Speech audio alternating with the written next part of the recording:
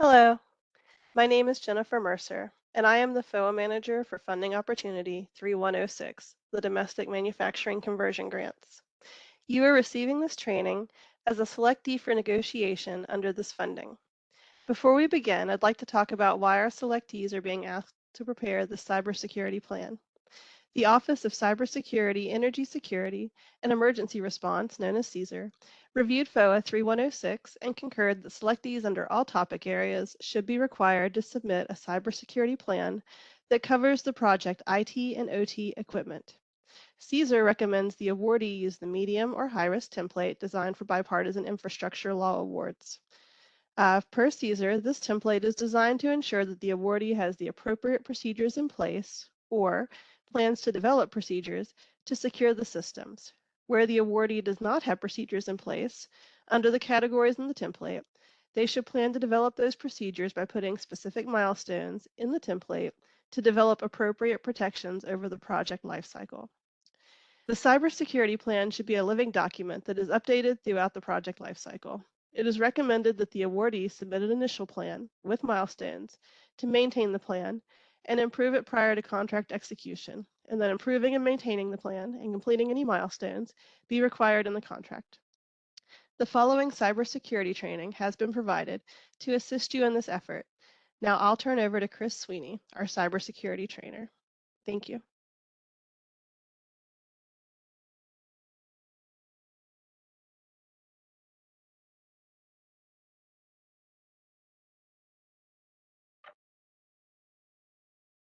The purpose of this meeting today is to provide guidance on how to fill out the cybersecurity plan template that you've been forwarded for your project. This template is required to be returned to DOE in order to make sure that you're compliant with Section 40126 of the Bipartisan Infrastructure Law. So I hope to clarify what is expected of your cybersecurity program that applies to your project equipment here, and what we would like to see from you from an initial plan to approve it so that funding can be released. Now, this cybersecurity plan is provided to provide guidance to project personnel on what is expected of their cybersecurity personnel. Some of the existing organizations, you might have cybersecurity policies and procedures. You might have an IT team that helps you with this, but this is different. This is a plan specifically for your project equipment.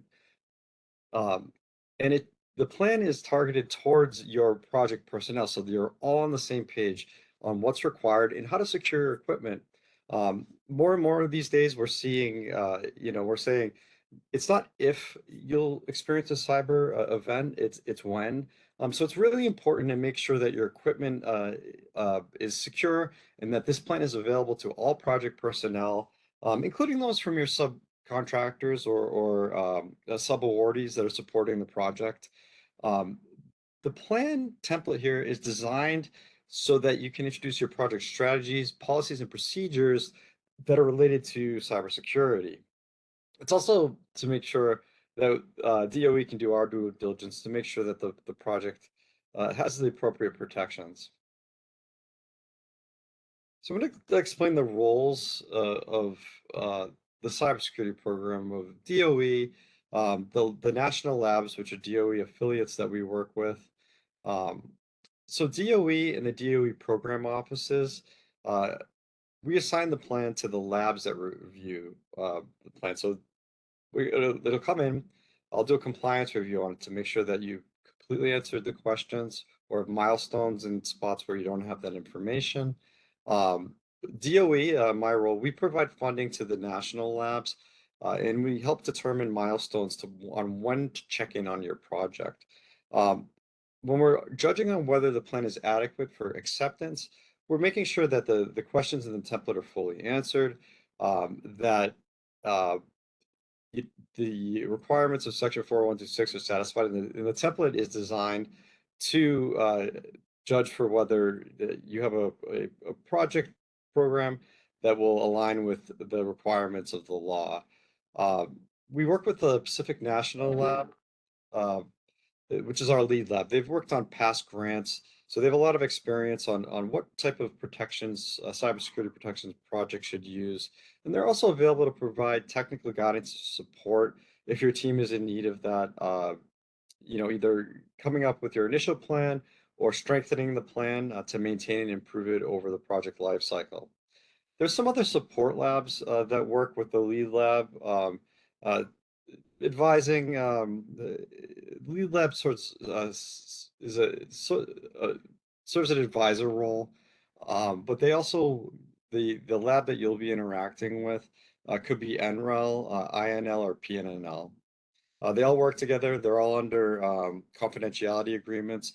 This is not an audit. We're just looking to make sure that your plan is strong and that it meets the requirements of 4126 and areas where we can provide feedback to help strengthen and improve your plan. We'll do that after the contract is signed. So what's the purpose of this plan? Guidance to project personnel, and those could be senior managers, task or facility managers that might be working with your project equipment, your IT department, if you have a cybersecurity staff, those folks as well. Um, Procurement, you'll be working to procure equipment for the project. You want to make sure that it aligns with the strategies in your cybersecurity plan. And maintenance and testing personnel, so there are times when you'll be needing to update uh, software or other assets associated with the project, and you might be working with maintenance and testing people as well.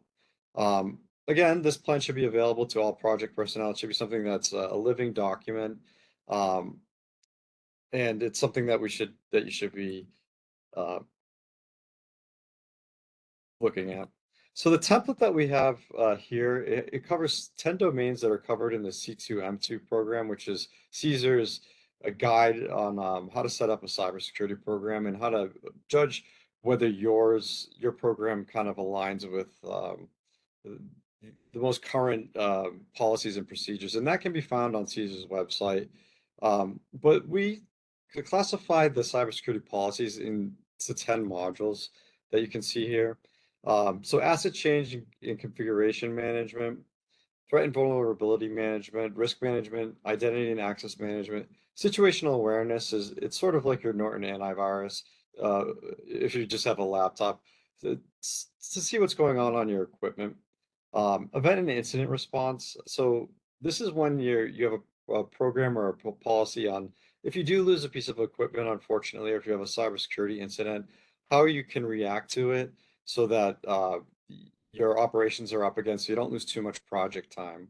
Third-party risk management is a module on how you deal with contractors and suppliers, and making sure that your flow through requirements of your cybersecurity program are aligned. Um, Workforce management is essentially training, and then cybersecurity architecture is how your equipment talks to each other so that your security is working as smoothly as possible. And then cybersecurity program management. These are for larger projects that have a longer duration, or it could be of interest to your IT department on how they're implementing their cybersecurity procedures.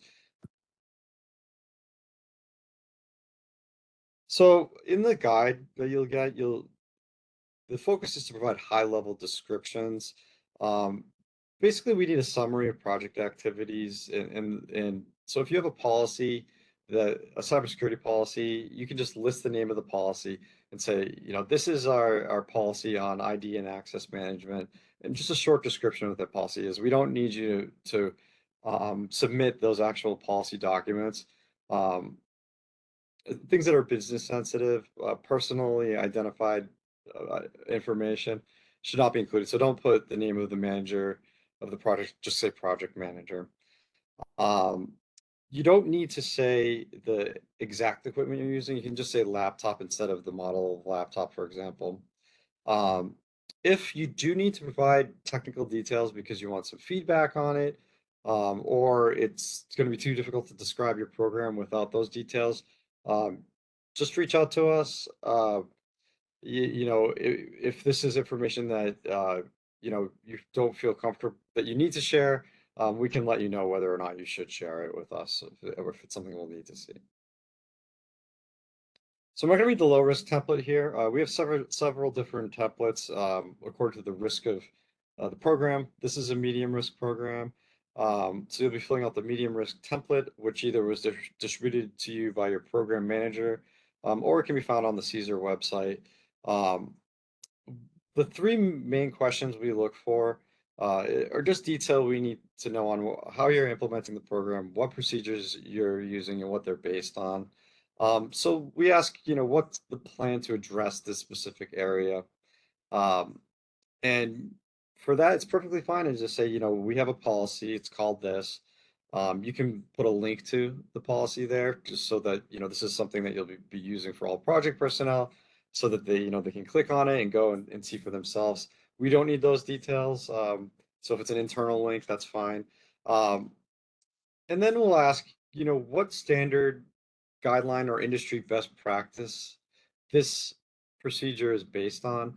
Um, we'd like to see the full description. So if it's a NIST 853 um, based policy, we want that whole level of description because our reviewers, uh, you know, the standards are sometimes 500 pages long, and we want to take it easy on them, not make them grumpy, so that they can review quickly and efficiently and provide you good feedback where necessary. And then we'll ask, what is the plan to assign proper resourcing, roles, and responsibilities? And this is something we ask in the medium risk program because this is a living document.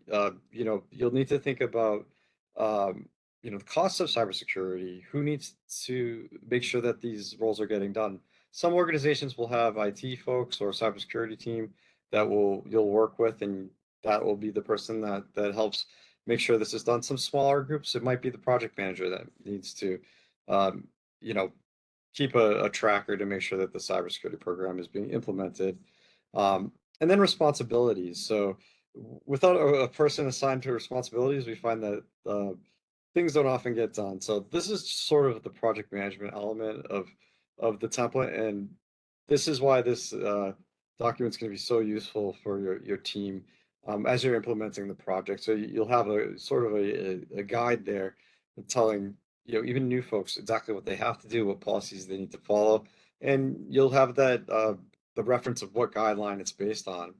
Um, if you need to maintain the program or improve it later on. I'm not going to read the high risk template uh, slide here. It's essentially the same as the medium risk, but we ask a few additional questions on budgeting and things like that. So, what can cause us to come back to you without accepting the plan? Um, During the compliance review, this is the initial review to release funding. We look to see if um, the plan is reviewable and it has the characteristics of section 40126 that are required by law. We're finding sometimes that documents will come in with a lack of overall project information. This could be because the team doesn't have sufficient information. They haven't got through design yet, don't know which type of uh, equipment they'll have, or they don't have policies in place at an organizational level. Um, they basically need more time to plan before they can get procedures formulated. And that's fine. In those examples, just put a milestone on when in the project you'll have that information. If you look at the guide, it'll tell you how to do that. Uh, Lack of cybersecurity program information. You'll sometimes see above or uh, just NA or something like that. It's really important to fill out the whole template here because it's the information we'll need to see, first of all, if it complies with the law, or second of all, if it's a workable program based on updated guidance and standards. Like I said before, we want the specific portion of the standards to take it easy on our reviewers. And for the high and medium risk projects, assigning the key roles of responsibilities and resourcing allocations is important because you can have a plan, but without the resources or responsibilities of those who are going to do it, sometimes it doesn't always get executed. And again, here, if you don't have the information, you can provide a milestone, and that's acceptable proxy for that information. And we'll want to see the updated plan sometime, um, you know, by the first annual check-in. We do annual check-ins for medium risk plans. They're usually half-hour meetings on Teams, where we'll just check in on how you're maintaining and improving the plans, and if you have milestones, whether those are complete. So that's the presentation here. Again, if you need additional information, look at the end of the template. There's a bunch of links there on how to formulate policies or procedures. Um, you can reach out to your program officer, to Caesar directly, or look on Caesar's website. Thank you.